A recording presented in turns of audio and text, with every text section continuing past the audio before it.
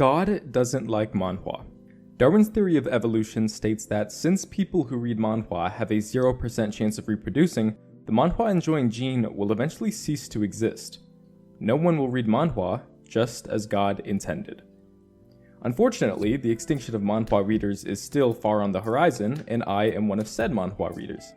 And after reading 12 of the same C-tier cultivation stories, just in different fonts, I came across a manhwa called Superhuman Era. And it is the greatest fucking thing I have ever read. From the first chapter, we're thrown into a world consisting of inhumans, monsters that randomly attack human civilization. Why?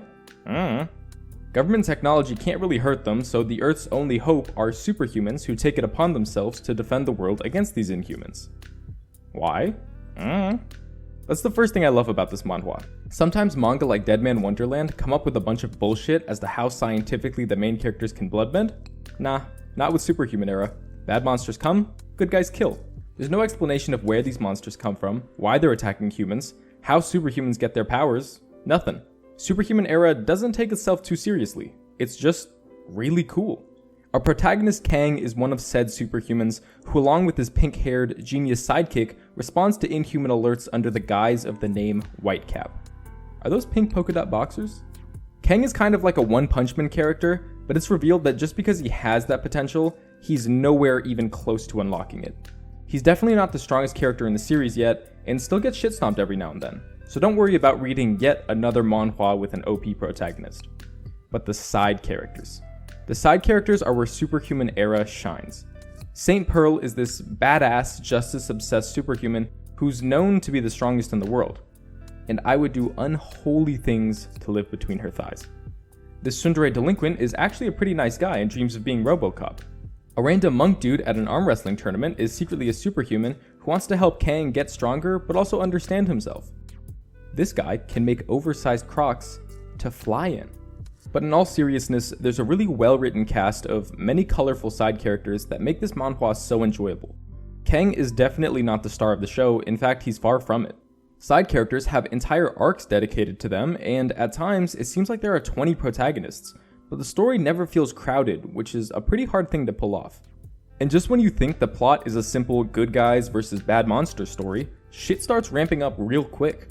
You start to doubt everything you've known about the world thus far and start asking the real questions. Are all inhumans bad? Are all superhumans good? What's the deal with these mysterious organizations pulling strings behind the scenes? Why is Ketchup Man's ass so fat? Manhwa is known for its art, and I'm a big fan of the colorful, flashy art in manhwa, so Superhuman Era was right up my alley. The fight sequences look amazing, and the artist draws in a really dynamic way that makes the fights look almost animated. I would compare it to the dynamism shown in God of High School. Like someone gets bitch slapped and you feel it a little. The facial expressions are also on point, so the manga never needs an obnoxious narrator saying shit like, Kurapika is now drowning in an indescribable emptiness. If a character is nervous, they look nervous. If the author wants to be a little goofy, he does shit like this. And just when you start to think, man, this art is really amazing, you get halfway through the chapters and the art picks up even further, until each page is a full-on masterpiece. The attention to detail, especially in the latest chapters, is insane, and I can't give enough props to the artist. The character design is also phenomenal. Each character looks distinct, and there's a really diverse cast from around the world, and they're drawn to look the part. And look at this dude's drip! In addition, the art perfectly complements the power system, which isn't unique, but the individual abilities are, and the way the author uses them makes for some really smart, beautiful fights. Again, Superhuman Era is a series that makes you want to sit and read it with your racist uncle. Above all else, it's a fun, cool, super enjoyable story for everyone. I don't see it talked about nearly as much as it deserves, and with its combination of plot progression, characters, and art, I think it has potential to be one of the best manhwas ever written. If you're watching this, you're probably like me, and keep reading the same C-tier manhwa in an attempt to chase the feeling that solo leveling once gave you. You've got nothing to lose. Take a chance and read the first 20 or so chapters of Superhuman Era. You won't regret it. And if you don't like it, at least it can't disappoint you more than the ending of Solo Leveling.